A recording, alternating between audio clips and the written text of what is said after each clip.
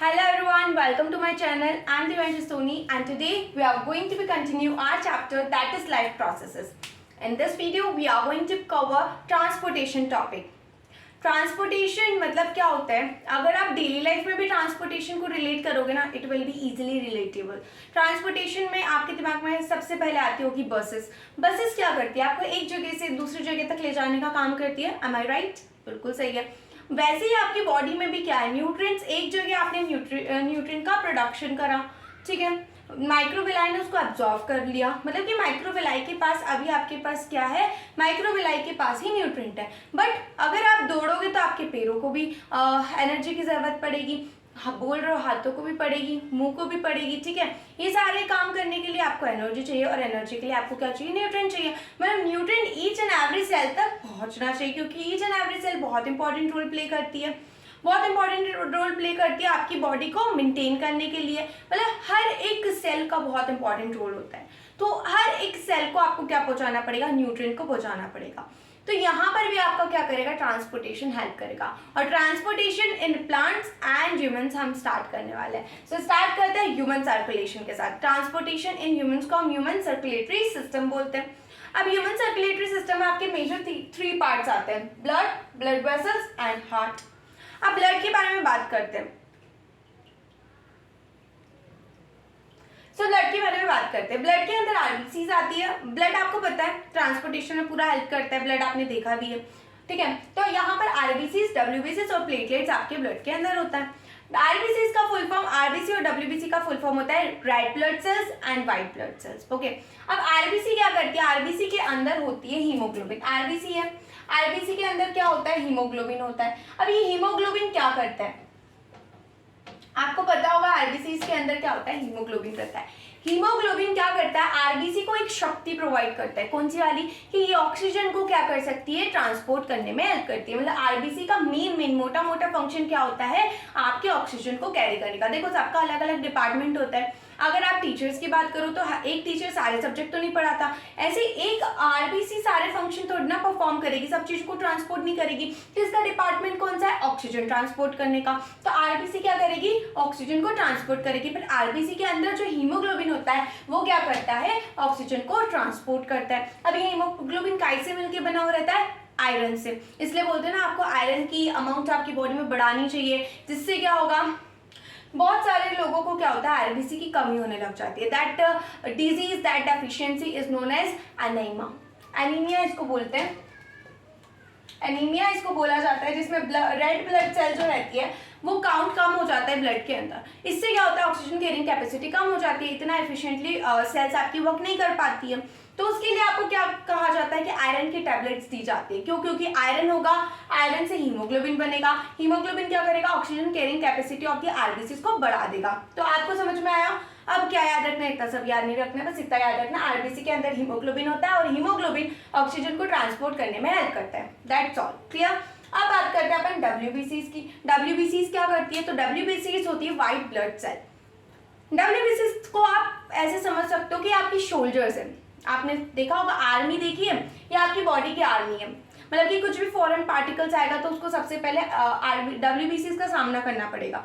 डब्ल्यूबीसीज बोलती है काहे की चिंता में खड़ी हूं ना. तो यही काम है डब्ल्यूबीसीज का कि फॉरेन पार्टिकल्स को किल करने का काम करती है. तो this is a warrior in our body, ठीक है. उसके बाद आती है प्लेटलेट्स. प्लेटलेट्स क्या होती है, जैसे आपको कट लग जाता है, कट लगता है तो क्या होता है, ब्लड की क्लोटिंग होती है. अब तुम सोचते होंगे यार कट लग गया, ब्लड की क्लोटिंग हो रही है, ब्लड बह रहा है, ठीक है. ब्लड क्लोट करने के लिए क्या करना पड़ता है, देखो क्लोटिंग वगैरह अभी इतना इंग्लिश पे नहीं जाते हैं, बस इतना याद रखो.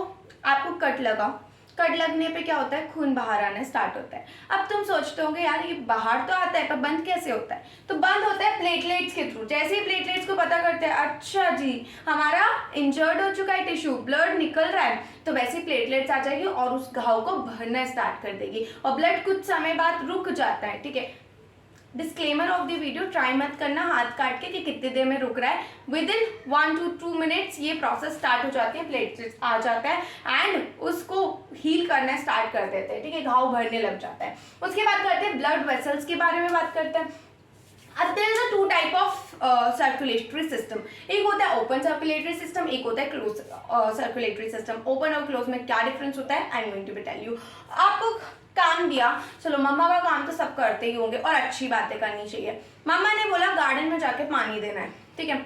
अब तुम क्या करोगे, जो ज्यादा एक्स्ट्रा ऑर्डिनरी लीजेंड्स होते हैं वो क्या करते हैं, ये मग्गा लिया, ये पानी फेंका, ये पानी, कुछ ना कुछ तो जा ही रहा है ना, पानी कहीं ना कहीं तो जा ही रहा है, पौधों में तो जा ही रही थी, गार्डन इतना बड़ा, पानी फेंका, मग्गे से पानी फेंकना स्टार्ट कर दिया। This is a open circulatory system. इससे समझो ना ओपन, बिल्कुल कुछ आपने यूज ही नहीं करा, कोई नली का यूज नहीं करा, आपने डायरेक्ट पानी देना स्टार्ट कर दिया, this is your open circulatory system. वहीं पर क्लोज, आप तो थोड़ा दिमाग लगा के समझ गए होंगे, क्लोज मतलब क्या होता है, नली से, एक कायदे कानून, एक आज्ञाकारी बच्चों की तरह आप क्या करोगे, नली से पानी देना स्टार्ट करोगे पूरे गार्डन में, तो यहाँ पर थोड़ा पानी कम वेस्ट होगा, ठीक है। जल ही जीवन है, जल बचाओ, आगे का पता नहीं। चलो अब इसके बाद क्या होता है, आपका आप नली से पानी देना स्टार्ट करोगे तो वो हो जाएगा क्लोज सर्कुलेटरी सिस्टम। तो मैं ये आपको क्यों समझा रही हूँ, हमारा सर्कुलेशन कैसा होता है, ओपन और क्लोज सर्कुलेटरी सिस्टम। तो हमारे पास भी नलियाँ है, क्या हमारे पास भी नली है, जी बिल्कुल है, क्या क्यों नहीं है। आप ये जो नस देख रहे हो ना, this is going to be, ये हरी नस होती है, लाल नस होती है आपकी बॉडी के अंदर, ठीक है, ग्रीन एंड रेड कलर की, तो उसमें होती है आर्टरीज एंड वेन्स। क्या होती है, ये आर्टरीज होती है और ये वेन्स होती है। आपका जो ब्लड रहता है ना ऐसे ही नहीं घूमने लग जाता, जैसे कि आपने अर्थवॉर्म देखा होगा। अर्थवॉर्म क्या होता है, उसकी पूरी बॉडी में ब्लड फिल रहता है, तो जैसे आप उस पर अगर पैर रख देते हो या बाई चांस आपसे वो किल हो जाता है तो उसका पूरा ब्लड बाहर आ जाता है। क्यों, क्योंकि उसकी बॉडी में कोई नली थी नहीं, ठीक है, पूरे बॉडी में उसका क्या था, ब्लड था।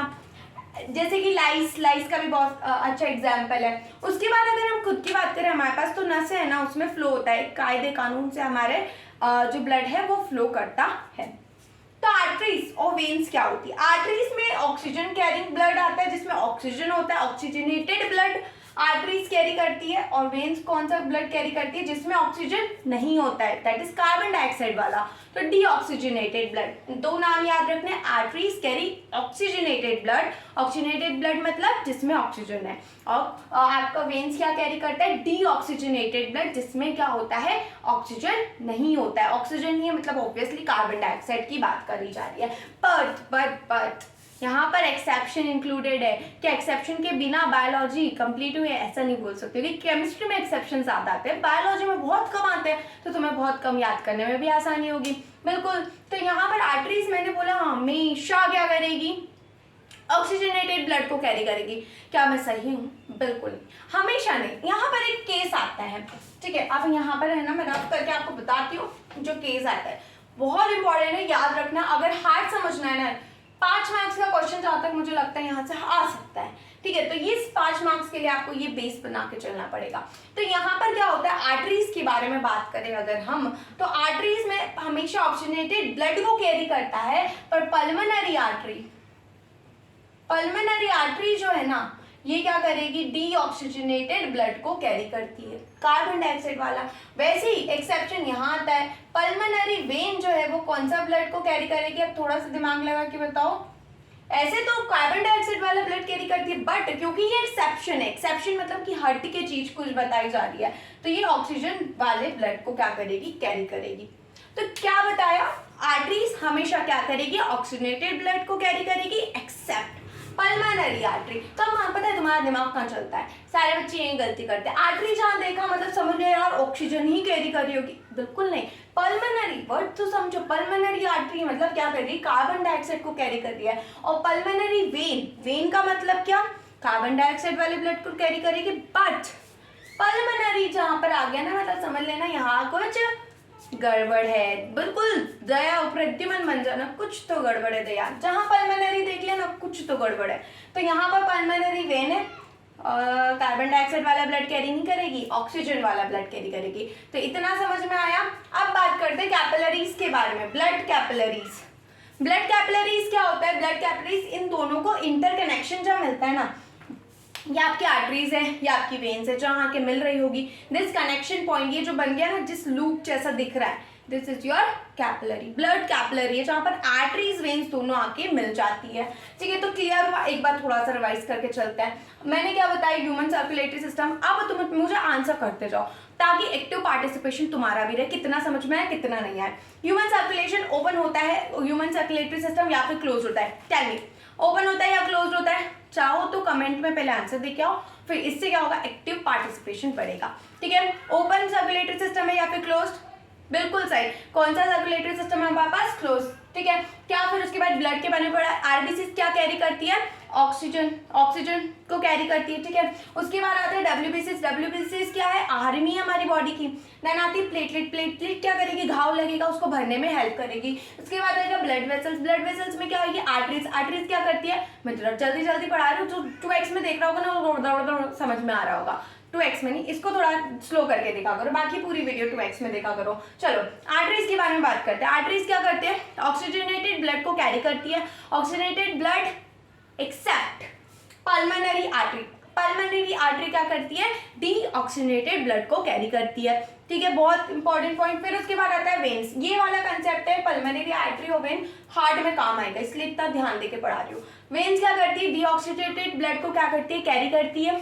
ठीक है, एक्सेप्ट पल्मोनरी वेन जो कि ऑक्सीजनेटेड ब्लड को कैरी करती है। उसके बाद आती है कैपिलरीज। कैपिलरीज क्या होता है? जंक्शन होता है जहां पर आर्टरीज और वेन्स जो है मिल जाती है। इतना समझ में आया, इतना क्लियर? अब बात करते हैं हार्ट के बारे में। So let's start with human heart. ठीक है, ह्यूमन हार्ट का जो डायग्राम रहता है ना, बच्चों को बहुत ही परेशान करता है कि हाउ टू ड्रॉ दिस। आपके एनसीईआरटी में डायग्राम ऐसा लाइक अ बिल्कुल वंडर नहीं समझ में आएगा। ठीक है, पर ऐसा नहीं है, बहुत सिंपल है। अब मैं जो डायग्राम बनाने वाली हूँ ना, डायग्राम पे ज्यादा मत जाना। वैसे आपके एग्जामिनर भी डायग्राम पे इतना फोकस नहीं करते। आपने कैसी लेबलिंग की है ना, that is going to be matter almost. ठीक है, पूरा आपको उस पर ही कॉन्सेंट्रेट करना है कि लेबल आप ईच एंड एवरी पार्ट कर रहे हो। ठीक है, तो यहाँ पर मैं जो डायग्राम बना रही हूँ बिल्कुल सिंपल है। आपको क्या करना है, सबसे पहले तो इस टाइप से आपको एक स्ट्रक्चर को थोड़ा सा ड्रॉ करना है। हार्ट थोड़ा लेफ्ट की तरफ टिल्टेड रहता है। ठीक है, मैंने ज्यादा ही टिल्ट कर दिया आई थिंक, मुझे थोड़ा सा जस्ट अ मिनट।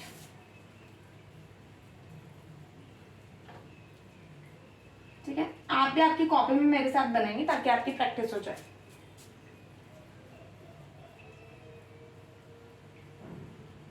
ठीक है, अब आपको क्या करना है, बीच में से एक लाइन डाल देनी है। क्या कर रहा है, एक वो ऐसा डाल दिया, दो लाइन अपन ने दो सर्कल्स डाले, उसके बाद एक बीच में लाइन डाल के इसको थोड़ा सा डेकोरेट कर देते हैं। This is known as septum. इसको क्या बोलते हैं हम? सेप्टम बोलते हैं। ठीक है, ये आपका क्या है? सेप्टम है। डायग्राम पे मत जाना इतना, थोड़े से अच्छे से लेबल कर लेना, थोड़ा सा सुंदर बनाना। ठीक है, ये आपका हो जाएगी ट्राइकस्पिड वाल्व, ये हो जाएगी आपकी बाइकस्पिड वाल्व। यहाँ पे ये जो कंसेप्ट बता रहे हो ना, यहाँ आपकी वेना कावास आपको थोड़ी सी याद रखने वाली है। ठीक है,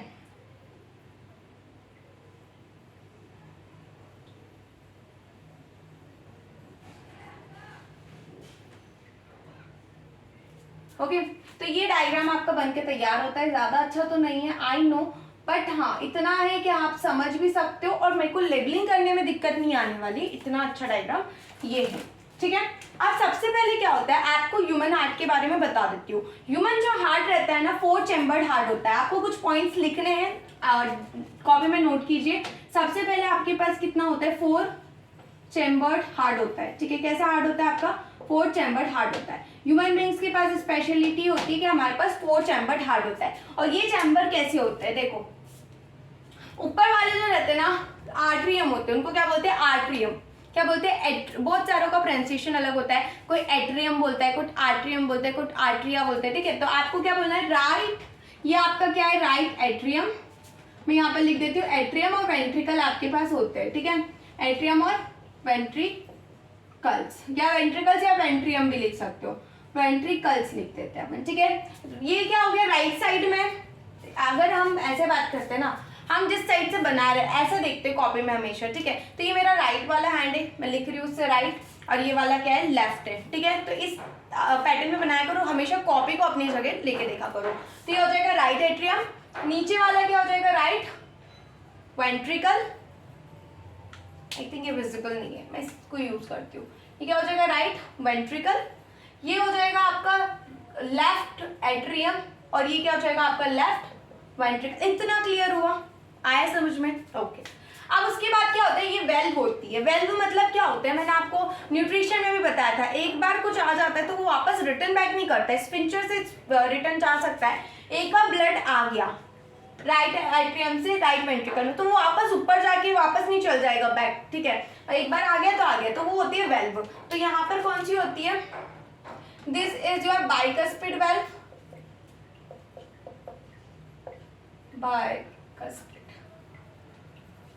सॉरी बाइकस्पिड वेल्व, ठीक है। और ये वाली कौन सी हो जाती है आपकी, ट्राइकस्पिड वेल्व, ठीक है।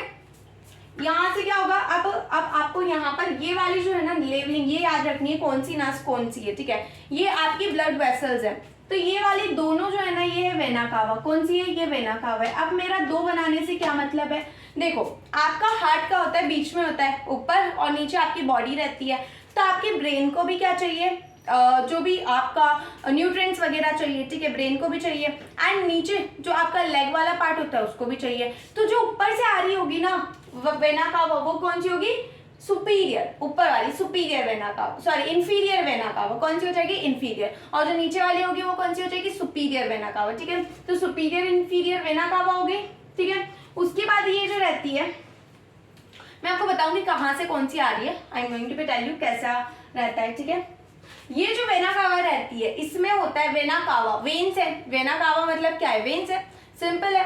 तो यहाँ पर वेन्स रहेगा, मतलब इसमें क्या है, कार्बन डाइऑक्साइड वाला ब्लड है, क्लियर।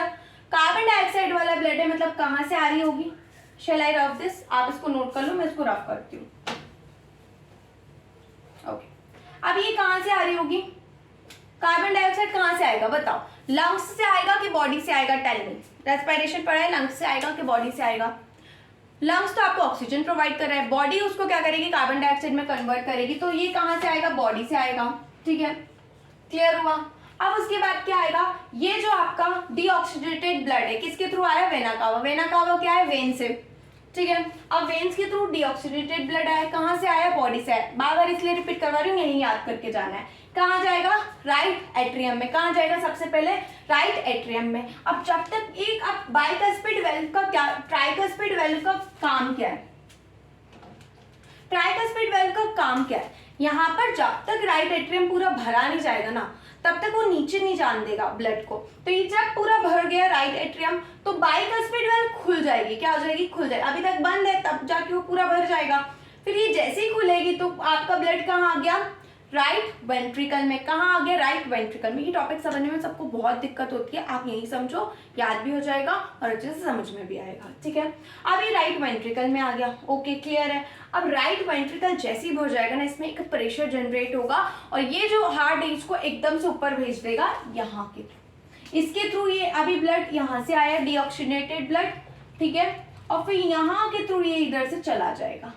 अब डीऑक्सीनेटेड ब्लड है तो ये पल्मोनरी आर्टरी होगी कि पल्मोनरी वेन होगी, अभी क्यों इतना ध्यान देके समझा रही थी। अब बहुत सारे बच्चों का आंसर ये होगा पल्मोनरी वेन होगी, ठीक है, क्या बोलोगे साहब, पल्मोनरी वेन होगी, पर ऐसा बिल्कुल नहीं होगा, क्यों, ये होगी पल्मोनरी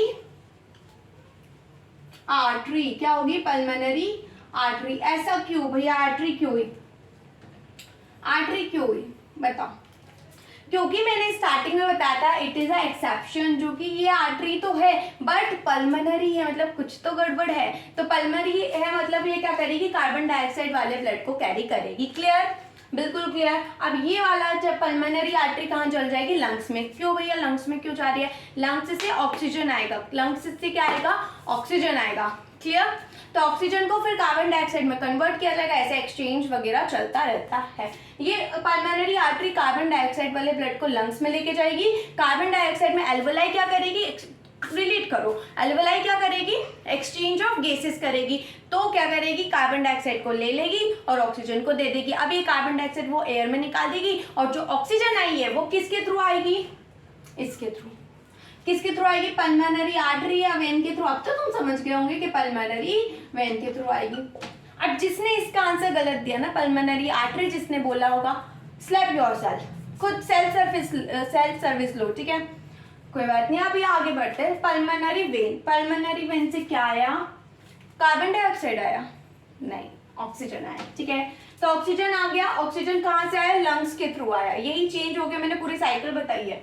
अब ये आया पहले लेफ्ट एट्रियम में आएगा, पूरा भर जाएगा, उसके बाद बाइकस्पिड वेल्व खुलेगी, कहाँ जाएगा, लेफ्ट वेंट्रिकल में जाएगा, ठीक है। जैसे ही पूरा भर जाएगा लेफ्ट वेंट्रिकल, उसमें क्या होगा, प्रेशर जनरेट होगा, और प्रेशर जनरेट होके कहाँ चल जाएगा, वो यहाँ, क्या है ये, इसको बोलते हैं ओटा, क्या बोलते हैं, ओटा बोलते हैं। और इसके साथ आपका क्या हो जाएगा, चैप्टर नहीं, ये वाला पार्ट कंप्लीट हो जाएगा, ह्यूमन हार्ट वाला।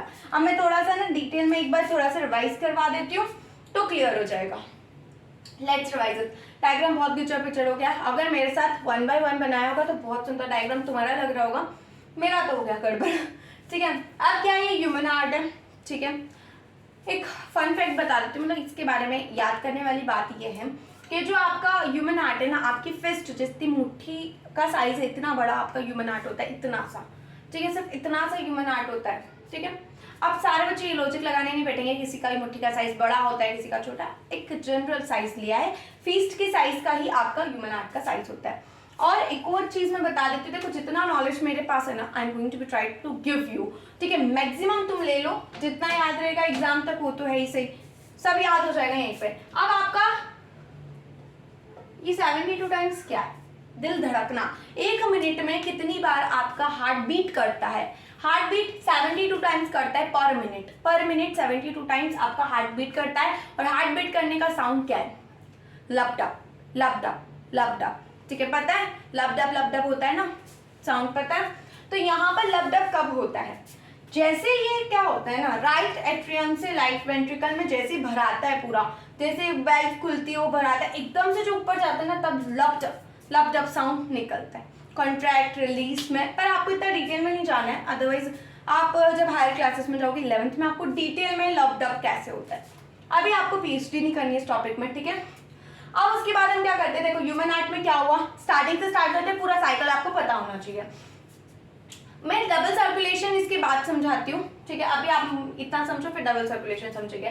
वेना कावा, वेन से क्या लाएगी, कार्बन डाइऑक्साइड वाला ब्लड लेके आएगी, ठीक है। कहाँ से लाएगी, बॉडी में ही होगा कार्बन डाइऑक्साइड, तो बॉडी से लाई, रेस्पिरेशन को याद करो, सेल क्या प्रोड्यूस करती है, CO2 सेल के कुछ काम का नहीं होता है, तो हार्ट को दे देती है, भैया ये रख ले, तो मेरे कुछ काम का नहीं है, बस मैंने एनर्जी यूज कर ली। तो कार्बन डाइऑक्साइड आया, राइट एट्रियम में गया, पूरा भरा, क्या हुआ, ट्राइकस्पिड वेल्व खुल गई, राइट वेंट्रिकल में आ गया। जैसे ही राइट वेंट्रिकल भी पूरा भर जाएगा तो एक प्रेशर जनरेट होगा, तो उससे वो कहाँ चल जाएगा, पल्मोनरी आर्टरी के थ्रू लंग्स में। पल्मोनरी आर्टरी क्या कैरी करेगी, डीऑक्सीजनेटेड ब्लड को, भले आर्टरी है पर पल्मोनरी है, कुछ तो गड़बड़ है, इस वजह से क्या करेगी, कार्बन डाइऑक्साइड वाले ब्लड को कैरी करेगी और कहाँ लेके जाएगी, लंग्स में। अब लंग्स आपको पता है एल्वोलाई क्या करता है, ऑक्सीजन लो, कार्बन डाइऑक्साइड लो, ऑक्सीजन दो, तो कार्बन डाइऑक्साइड को ले लेगा, बाहर भेज देगा एनवायरमेंट में, और ऑक्सीजन को ले लेगा, लेके किसके थ्रू आएगा, पल्मोनरी वेन के थ्रू। वेन तो क्या करती है, कार्बन डाइऑक्साइड वाले ब्लड को कैरी करती है,